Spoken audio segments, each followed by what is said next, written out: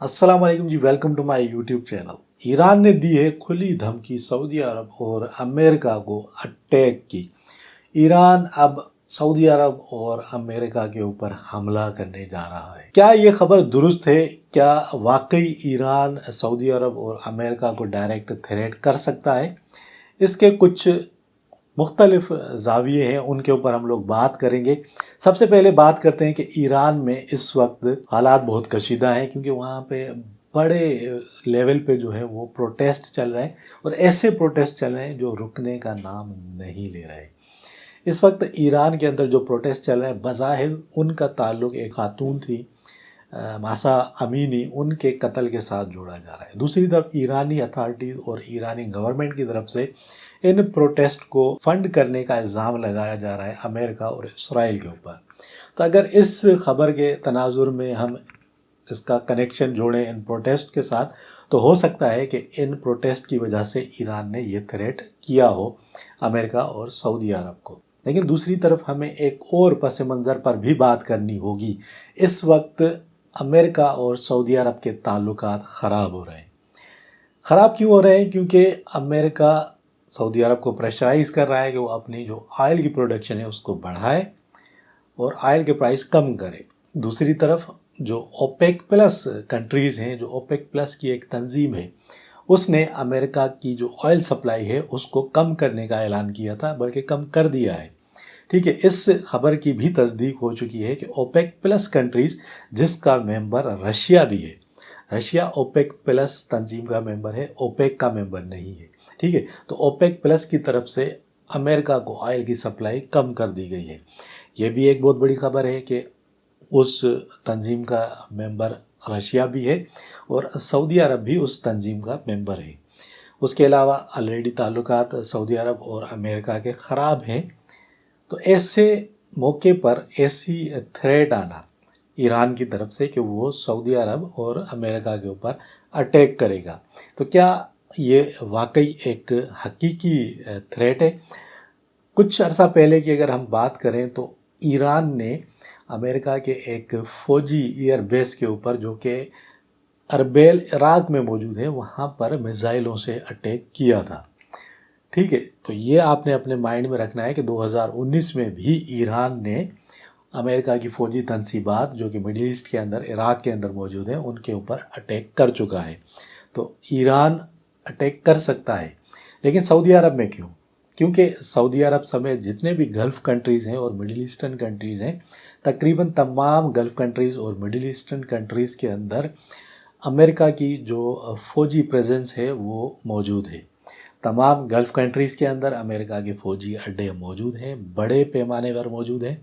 वहाँ पर फ़ौजी साजो सामान मौजूद है, असला बारूद मौजूद है।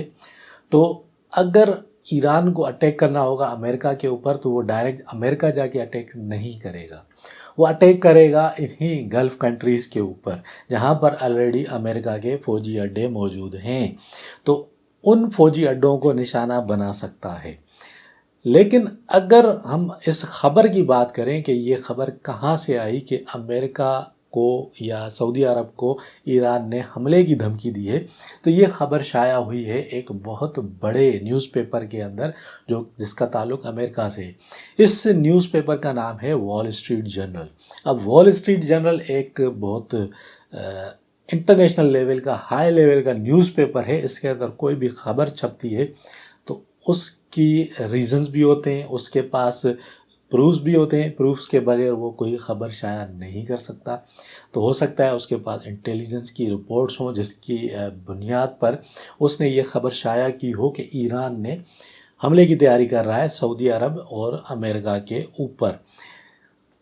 अब यहाँ पे हम बात करेंगे कि इस धमकी के बाद जो सऊदी अथॉरिटीज़ हैं, जो सऊदी फोर्सेस हैं या जो अमेरिकन फोर्सेस हैं, वो हाई अलर्ट हो चुकी। दूसरी तरफ अगर हम देखें, एक थ्रेट दी जा रही है ईरान की तरफ से, जिसको अभी तक ईरानी गवर्नमेंट ने ऑन नहीं किया। इस खबर को अभी तक ईरानी गवर्नमेंट ने ख़ुद ऑन नहीं किया, ना ही ये किसी ईरानी न्यूज़पेपर में या ईरान के नेशनल मीडिया के ऊपर शाया की गई है।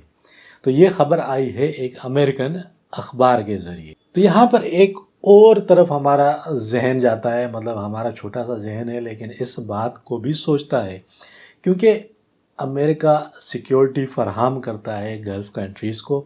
سیکیورٹی کے نام پہ امریکہ کے جو فوجی اڈے ہیں وہ تمام گلف کنٹریز کے اندر موجود ہیں۔ اس وقت سعودی عرب سے اس کے تعلقات خراب چل رہے ہیں اور سعودی عرب کے اندر امریکہ کے فوجی اڈے موجود ہیں۔ سعودی عرب کسی بھی طرح جھکنے کو تیار نہیں ہے، سعودی ولی عہد امریکہ کی ڈکٹیشن کو قبول نہیں کر رہے۔ ہو سکتا ہے کہ اس خبر کے پیچھے امریکہ کا اپنا ہاتھ ہو سکتا ہے امریکہ خود اٹیک کروانا چاہتا ہو اپنے فوجی تنصیبات کے اوپر، تاکہ جو گلف کنٹریز ہیں، جو سعودی عرب ہیں، وہ ڈریں اور اس ڈر کی وجہ سے ان کی جو سیکیورٹی کی جو پرووائڈ کی جاتی ہے امریکہ کی طرف سے اس کو ایکسٹینڈ کریں، اور جو ڈکٹیشن دی جا رہی ہے امریکہ کی طرف سے سعودی عرب کو یا گلف کنٹریز کو، اس کو قبول کریں، ان کے جو حکم ہیں ان کو مان لیں۔ تو یہ بھی ریزن ہو سکتا ہے، لیکن اصل خبر تب سامنے آئے گی جب ایران کی طرف سے کوئی بیان سامنے آتا ہے، ڈائریکٹلی ایرانی گورنمنٹ کوئی بیان دیتی ہے، یا ایرانی جو اخبارات ہیں یا نیشنل میڈیا ہے ان کی طرف سے کوئی بیان سامنے آتا ہے۔ اس وقت جب کہ ایران کے اندر حالات کشیدہ ہیں، بڑے لیول پر پروٹیسٹ چل رہے ہیں، اور وہ یہ پروٹیسٹ ختم ہونے کا نام بھی نہیں لے رہے، اور ان پروٹیسٹ کا الزام لگایا جا رہا ہے ایران کی طرف سے امریکہ اور اسرائیل کے اوپر کہ وہ ان کے کنٹری کے اندر حالات خراب کروا رہا ہے۔ یہ کوئی نئی بات نہیں ہے، جتنے بھی مڈل ایسٹرن کنٹریز ہیں، لیبیا ہو گیا یا ایجپٹ ہو گیا، اس کے علاوہ سیریا ہو گیا، وہاں پر بھی جب رجیم چینج آپریشن ہوئے، جب وہاں کی حکومتوں کو گرانے کی کوشش کی گئی، تو اسی طرح کے پروٹیسٹ وہاں بھی جنم لیا ان پروٹیسٹ نے۔ انہی پروٹیسٹ کی وجہ سے ان ممالک کا جو بیڑا ہے وہ غرق ہو چکا ہے۔ تو ایک چھوٹی سی ویڈیو تھی، امید ہے ویڈیو آپ کو اچھی لگی ہوگی۔ اگر ویڈیو اچھی لگی ہے تو لائک اور شیئر ضرور کیجیے، چینل کو بھی سبسکرائب کر دیجیے، بیل آئیکن کو کلک کر دیجیے، اور مجھے دیجیے اجازت، پھر ملیں گے کسی اور ویڈیو میں۔ تب تک کے لیے اپنا خیال رکھیے گا۔